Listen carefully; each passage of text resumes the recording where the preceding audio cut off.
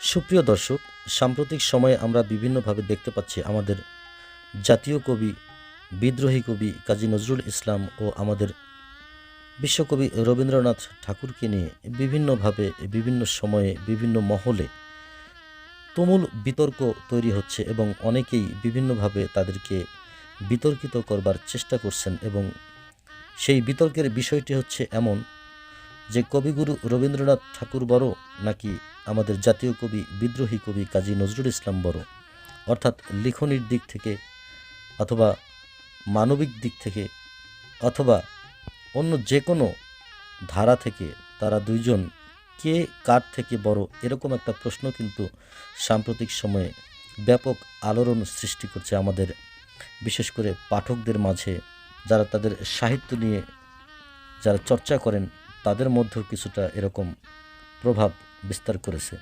তো আজকে আমার এই ভিডিওর মাধ্যমে আমি তুলে ধরবার চেষ্টা করব যে আসলে আমাদের এই দুজন কবির মধ্যে কে বড় অথবা কার কতটুকু ভূমিকা বাংলা সাহিত্যে রয়েছে সে বিষয়ে বিস্তারিত তুলে ধরবার চেষ্টা করব। অবশ্যই ভিডিওটি পুরোপুরি দেখবেন, তাহলে অবশ্যই এ বিষয়ে আপনারা বিস্তারিত একটি ধারণা পেয়ে যাবেন।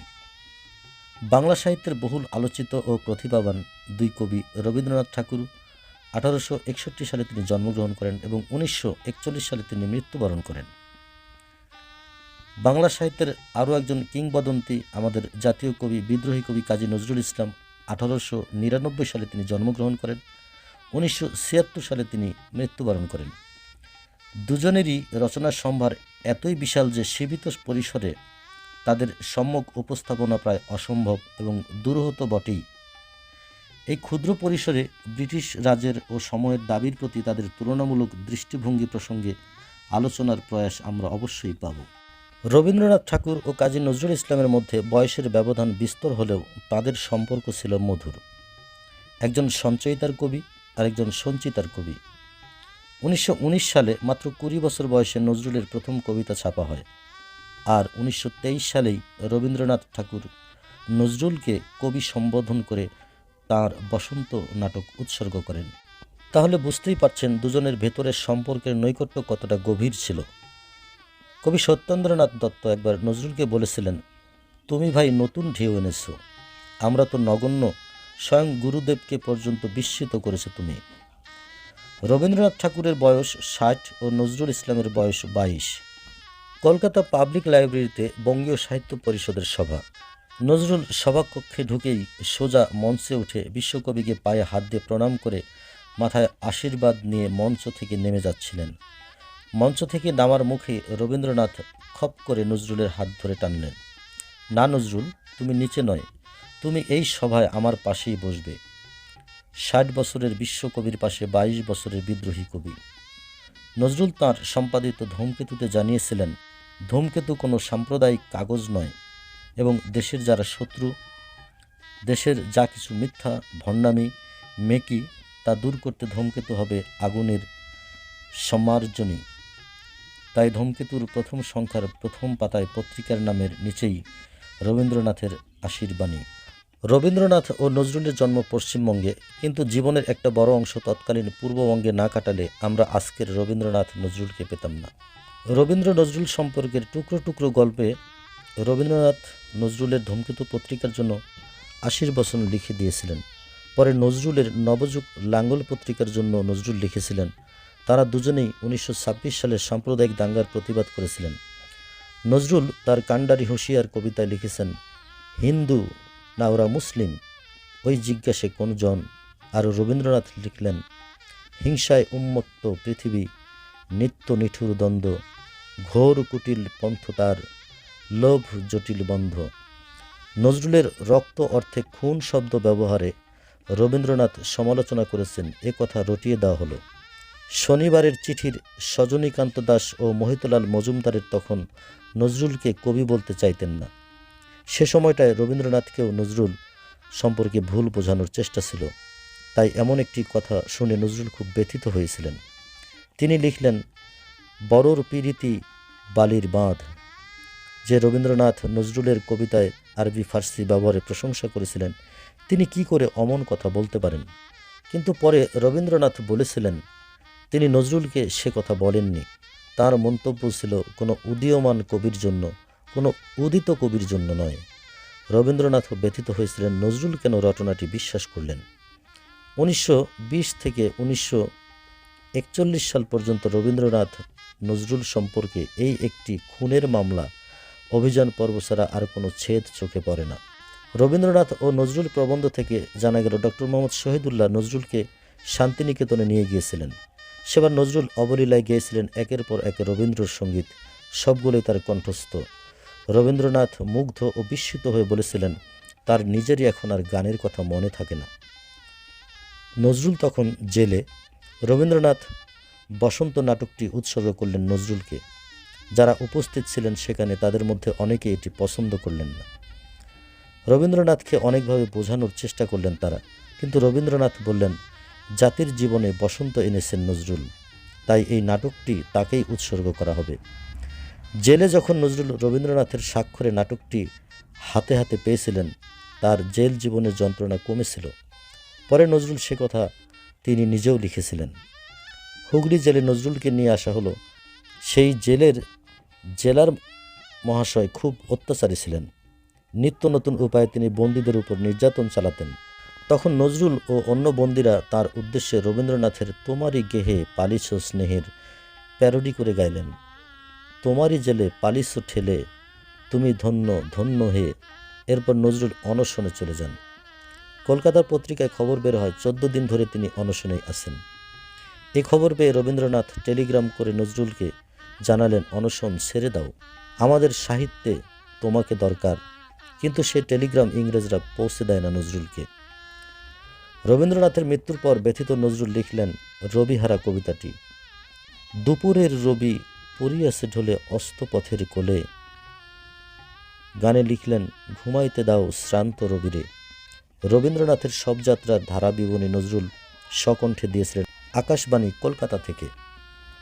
1941 সালের আগস্টে কবিগুরুর মৃত্যুর মাত্র 1 বছরের মাথায় 1942 জুলাইয়ে নজরুল অসুস্থ হয়ে পড়েন।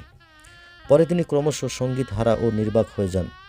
কাছাকাছি সময়ে বাংলা সাহিত্যে এ দুজন কবিকে আমরা হারিয়ে ফেলি। রবীন্দ্রনাথ আসলে নজরুলকে কি চোখে দেখেছিলেন? তাদের মধ্যকার দ্বন্দ্ব সংঘাতগুলো কি আসলেই ছিল, নাকি আমরা বাড়িয়েই তুলেছি?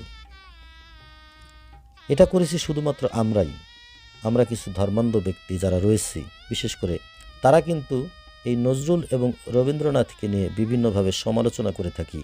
অনেকেই বলে থাকি নজরুল বড়, রবীন্দ্রনাথকে আমরা খাটো করে ফেলি। তো এটি কিন্তু আসলে আমাদের উচিত নয়। এই বিষয়টার প্রতি প্রত্যেকেরই আরও সতর্ক হবার প্রয়োজন রয়েছে বলে মনে করি। বাংলা সাহিত্যের দুই প্রবাদ পুরুষের পারস্পরিক সম্পর্ক নিয়ে অনেক রটনা, ভুল বোঝাবুঝি আছে।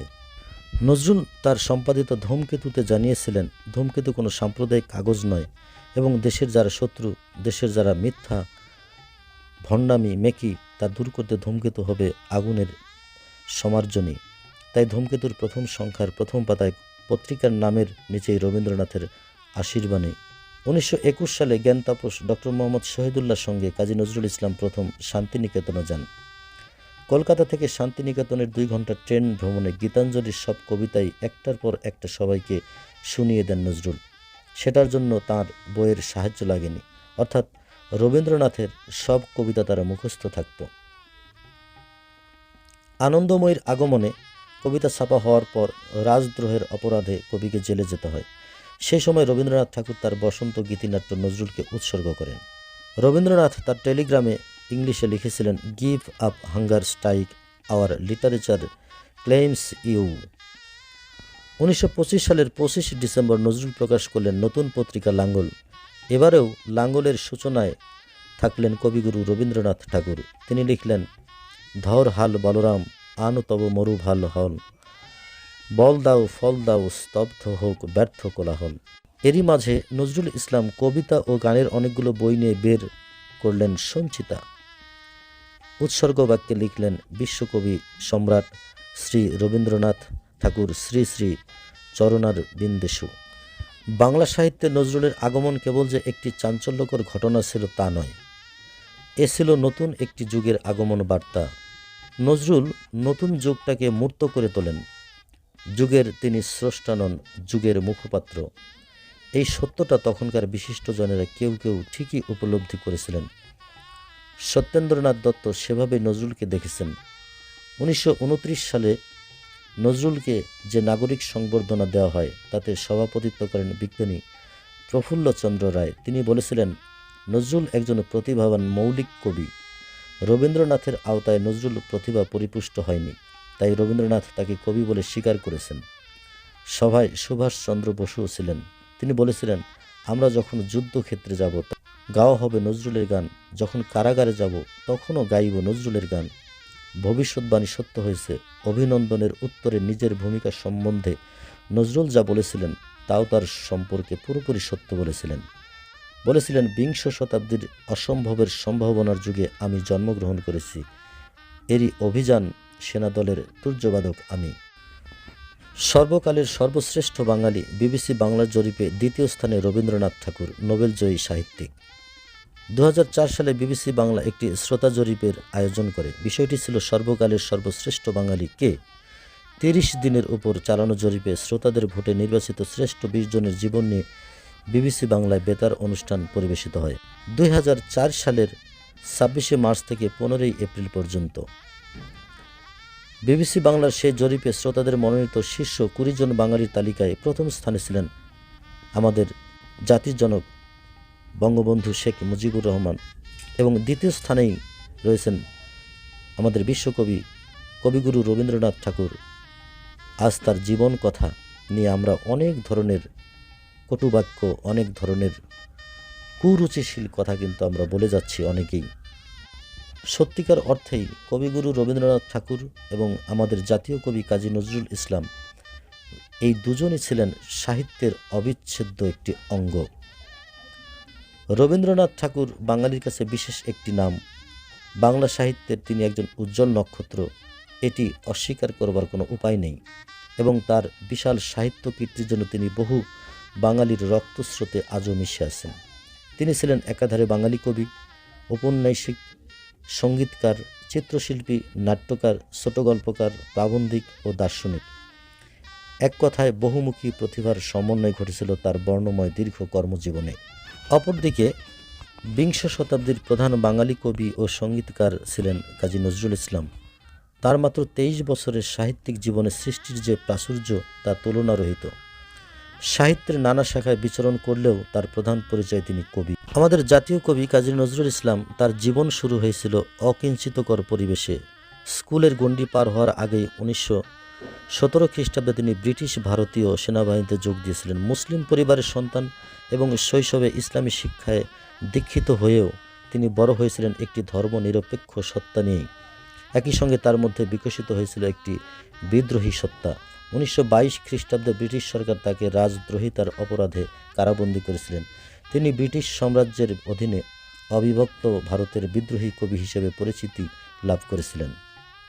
সুতরাং সুপ্রিয় দর্শক, আজকে আমরা যে বিতর্ক করি কাজী নজরুল বড় নাকি রবীন্দ্রনাথ ঠাকুর বড়, এটি কিন্তু আমার এই ভিডিওর মাধ্যমে বিশেষ করে কাজী নজরুল ইসলামের রবীন্দ্রনাথ ঠাকুরকে তিনি যেভাবে শ্রদ্ধা, ভক্তি এবং গুরু হিসেবে তিনি সম্বোধন করতেন, তাতে করে অবশ্যই আমরা বলতে পারি কবিগুরু রবীন্দ্রনাথ ঠাকুর প্রকৃতই তিনি কবিগুরুই ছিলেন, এবং তিনি নোবেল পুরস্কার পেয়েছেন, সেটিও তার দক্ষতা, যোগ্যতা এবং তার সাহিত্য ভাণ্ডারকে সমৃদ্ধ করবার পিছনে তার যে প্রয়াস ছিল সেটিরই স্বীকৃতিস্বরূপ তিনি কিন্তু নোবেল পুরস্কার পেয়েছেন।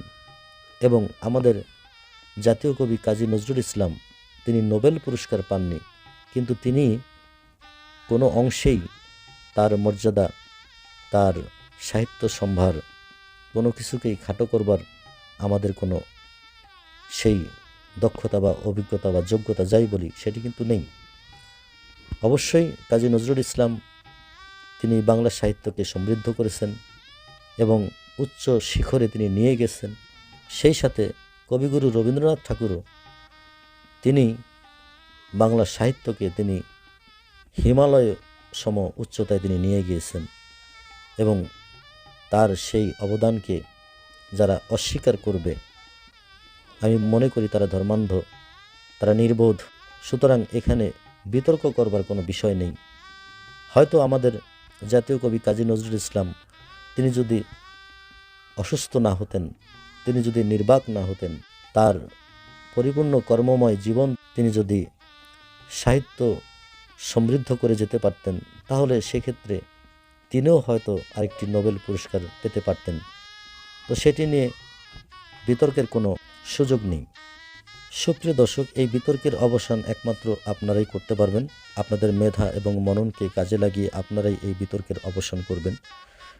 তো আজকের এই ভিডিও থেকে এবি মোস্তফা এই বলেই বিদায় নিচ্ছি। ধন্যবাদ সবাইকে।